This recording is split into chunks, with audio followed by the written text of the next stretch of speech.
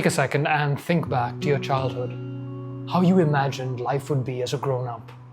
Maybe based on the cartoons you watched, or the way you saw your parents live. What did you think life actually entailed? What did you dream of doing with it?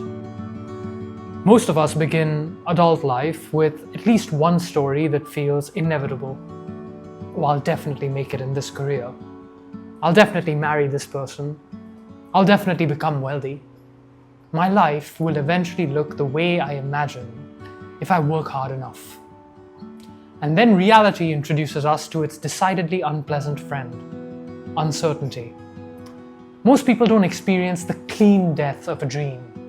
They experience something subtler, the loss of certainty about the dream. When you believe a dream is inevitable, you don't just want it. You're living in a story where the ending already feels written. Setbacks become plot twists. Delays are temporary, and persistence feels normal because you're not really negotiating with uncertainty. And when that sense of inevitability disappears, something shifts. You might still want the dream just as much. You might still recognize that it is possible, but now you are aware that it might not happen. And the future opens back up.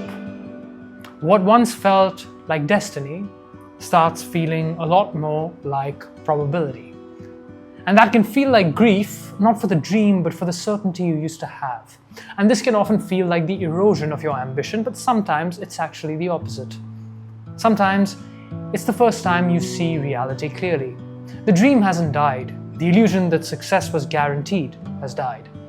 And oddly enough, this can be the beginning of a more mature relationship with your dream. Instead of, I know this is going to happen, it becomes, I don't know if this is going to happen, but it's still worth giving it a shot.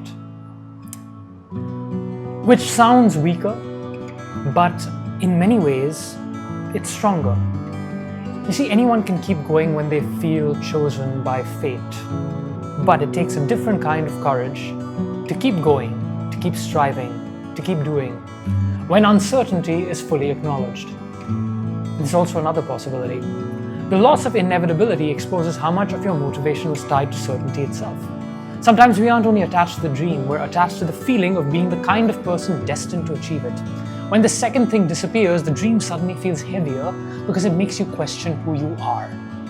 If nobody could promise you the outcome, would the pursuit still mean something to you? If the answer is yes, then your dream may be evolving rather than dying. You stop chasing because you're sure, and you start chasing because you chose to. And while it's less intoxicating and invigorating, it's often more real. Until next time.